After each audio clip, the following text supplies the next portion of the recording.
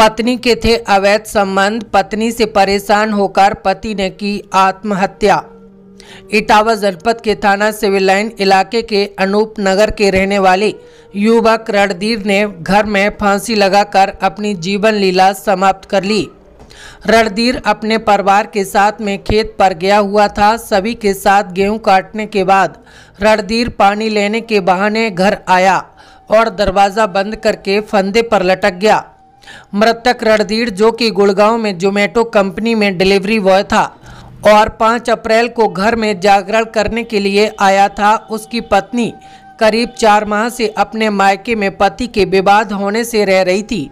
मृतक के चचेरे भाई ने बताया कि हमारे भाई को भाभी आज दिन टॉर्चर करती रहती थी और उनका 1 साल से किसी और से अवैध संबंध है, जिसकी जानकारी भाई ने 3 माह पहले हम लोगों को दी थी। मेरा नाम गौरव है। हम जो कि ये बॉडी है ये हमारे बड़े भाई की है और हमारे ताऊ के जी लड़के हैं ये। इनका कुछ विवाद चल रहा था अपनी पत्नी को लेकर और वो अभी से ही 2-4-5-6 महीने से करीब विवाद चल रहा था। तो वो 5-6 महीने से अपने मायके में जाके रह रही थी। उनके कुछ अवैध संबंध भी थे, जिसके चलते उन्होंने प्रेशराइज यहाँ से निकल गई वो अपने मायके में। उसके बाद फिर वहाँ से इनके पास फ़ोन करते थे कभी कि पैसे डालो हमारे पास, नहीं तुम्हारे पास तुम्हारे ऊपर दहेज का केस लगा देंगे, पैसे नहीं डालोगी तो। इस वजह से हमारे भाई ने तंग आकर ये सुसाइड का अपनाया।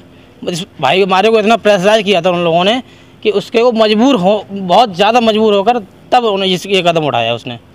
तो आखिर आपने कहा प्रेम प्रसंग थी, तो आखिर ऐसा क्या हुआ था कि भाई ने ऐसा कुछ देखा, क्या हुआ था?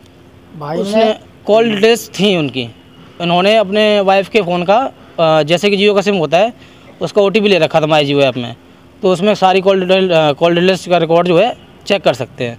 तो वो रिकॉर्ड इनके पास रहता था। तो वही पूरी रात में 6-6 घंटे 8-8 घंटे नंबर वेटिंग जाना या 8-8 घंटे की कॉल डिटेल्स उसमें आ रही थी। इस वजह से ये मामला उनके सामने आया। बताया जा रहा है कि कब से इन लोगों के बीच जो प्रेम प्रसंग आप बता रहे चल रहा था, तो वो जिससे चल रहा था वो कहाँ के रहने वाले थे? वो रहने वाले तो खैर अभी हम नहीं बता सकते कहाँ के थे, कंफर्म नहीं है, लेकिन चल रहा था वो करीब साल भर से। इस वजह से उनकी आपस में अनबन चलती ही रहती थी। शादी को कितना टाइम हो गया? शादी को हो गए 4 साल। तो आप लोगों को घटना के बारे में कैसे जानकारी हुई है? हम लोग इनके भी गेहूँ कट रहे थे, खेत से हम लोग काम कर रहे थे। ये भाई हमारा सिर्फ पानी लेने के लिए घर पे आया था, बाकी हमारे 3 घर हैं, हमारे तीनों घर खेत पे ही मौजूद थे। तो ये पानी लेने के बहाने घर पे आया, तो घर पे इनको लगा समय।